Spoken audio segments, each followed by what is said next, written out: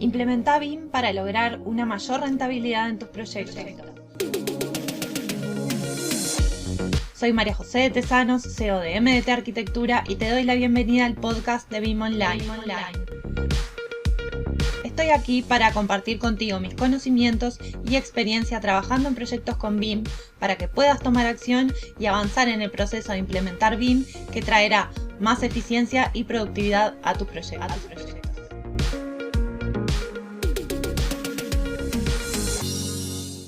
Hoy quiero hablarles de algunas estrategias para aumentar la productividad en los proyectos.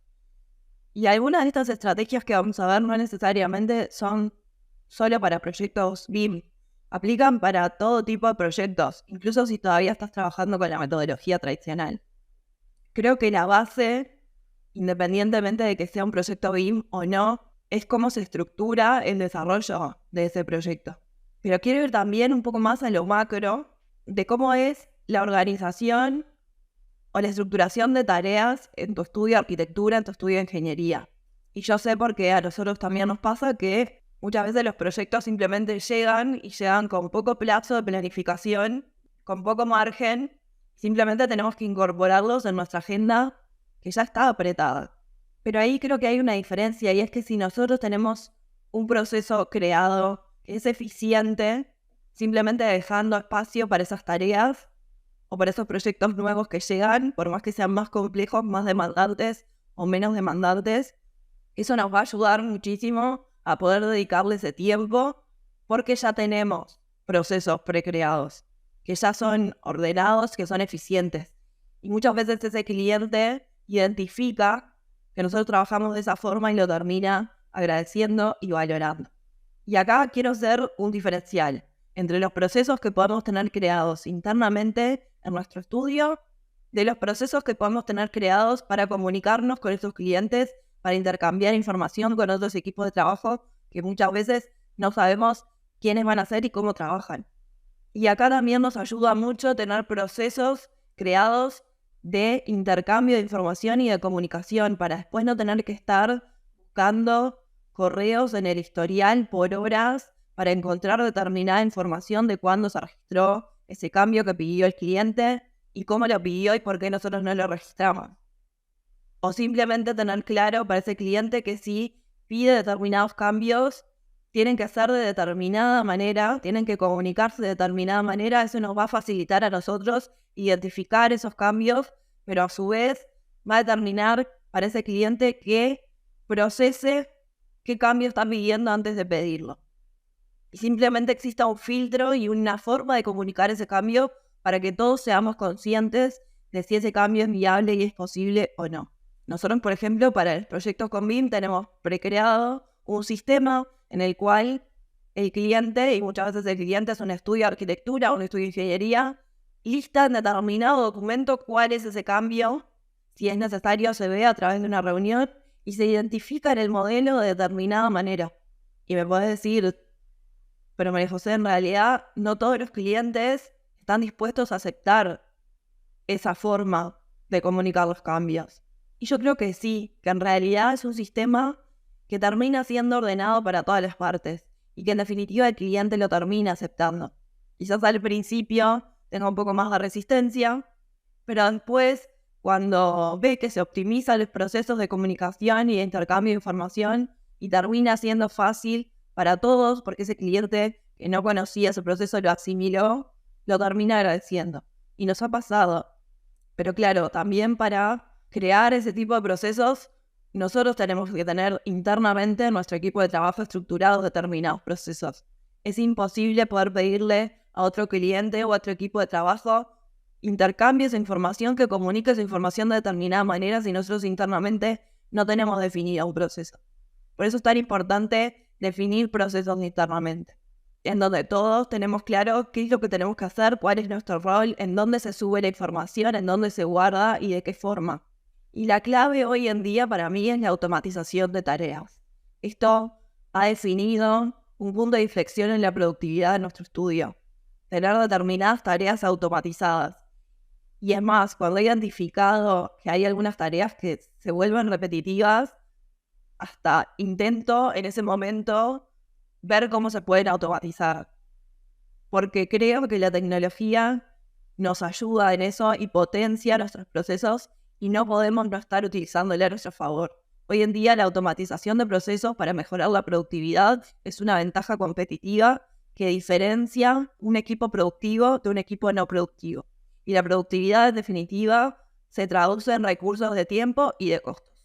Y cuando digo automatizar tareas, no son solamente tareas de documentación o de configuración de determinados proyectos, sino también de coordinación, de detección de incidencias en los proyectos, de comunicaciones internas entre el equipo y clasificando los tipos de comunicación.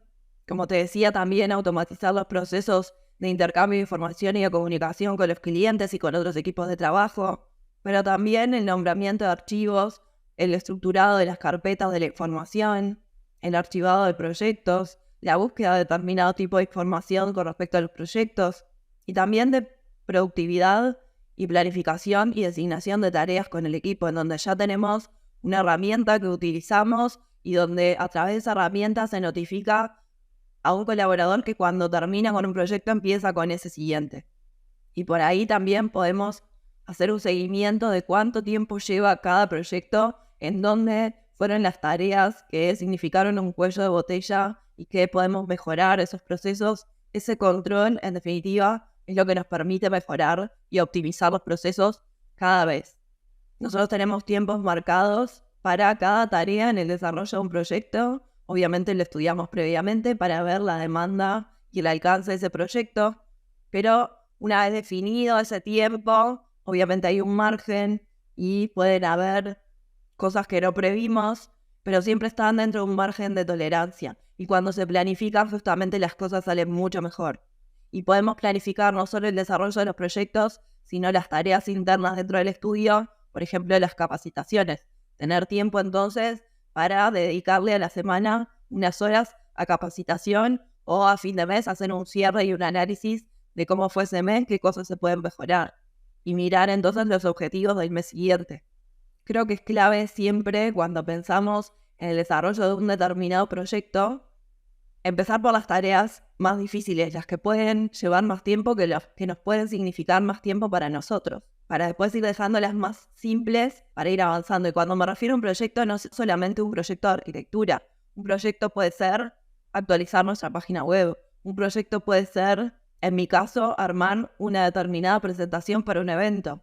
Todas las grandes decisiones que tomamos para nuestras empresas implican un proyecto en sí mismo, con un desglose de tareas que es necesario reconocer y planificar. Y creo que una de las cosas más difíciles, o por lo menos que para mí ha implicado un gran desafío, es delegar tareas. ¿Qué tareas se pueden delegar y cómo las delegamos? Pero claro, hay que tener también procesos claros de comunicación para poder delegar correctamente esa tarea y que cada colaborador sepa exactamente qué es lo que tiene que hacer y cómo tiene que hacerlo, cuál es su rol, para que después no existan retrabajos o confusiones u omisiones en cada proyecto cuando ya está en curso. Y otro punto que es clave, creo que es evitar la multitarea, ¿no? Tenemos como esa tendencia, un poco por ansiedad, un poco por estrés, me ha pasado de querer abarcar muchas tareas al mismo tiempo. Simplemente teniendo bloques de tiempo día a día para designarle a cada tarea, muchas veces estamos poniendo el foco correctamente, concentrándonos en esa tarea para después pasar a la siguiente, y eso hace que todo el proceso sea mucho más fácil. Por eso, para cerrar, te quiero dejar estos consejos. Planificación es vital, planificación en equipo, de saber cuánto va a llevar cada tarea para poderla destinar con su tiempo necesario, incluso las capacitaciones que hoy en día son tan necesarias para mantenerse actualizado en el sector. Decidir qué tareas son preponderantes, cuáles tienen jerarquía, cuáles son urgentes, cuáles se pueden delegar, y que ese cliente que muchas veces viene con un proyecto para ayer y apurado, con comunicaciones poco claras, sepa cómo adaptarse a tu proceso de trabajo para que justamente la información esté clara para todas las partes. Tener una planificación anual, trimestral y semanal de todos los objetivos bajados a tierra de cada tarea para saber qué es lo que hay que hacer y que cada miembro del equipo sepa lo que tiene que hacer y cómo tiene que hacerlo. Y por último, como te decía, automatizar todos los procesos y todas las tareas que puedas, que hoy en día son la ventaja competitiva para tu negocio. Y hasta aquí el episodio de hoy. No te olvides de suscribirte para recibir más contenido de BIM. Te espero en el próximo episodio con más proyectos, más experiencias compartidas y mucho más BIM Online.